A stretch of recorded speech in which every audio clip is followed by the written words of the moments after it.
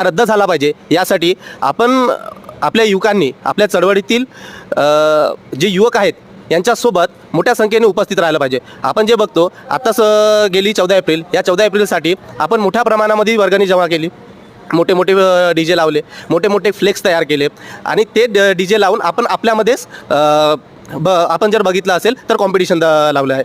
म्हणजे एखादी मंडळ कमी पैसे जमा करून बापाची जयंती हे एक जल्लोषात साजरी झाली पाहिजे म्हणून एक छोटासा DJ लावून आपली जयंती साजरी करते. त्याच्यामध्येच एखादी मोठा मंडळ हे मोठ्या प्रमाणामध्ये वर्गणी जमा करून आपण बापाची जयंती साजरी केली पाहिजे बा म्हणून जास्त वर्गणी करून मोठा DJ लावते आणि तो मोठा DJ काय करतो, हे जे सोबतची असलेली दुसरी रॅली असते त्याला कमीपणा दाखवण्यासाठी आपला आवाज वाढवते किंवा मोठे आवाज असलेले DJ हे कॉम्पिटिशन लावतात. परंतु इथे असलेला आंबेडकरी युवक हा बाहेर निघलाच नाही.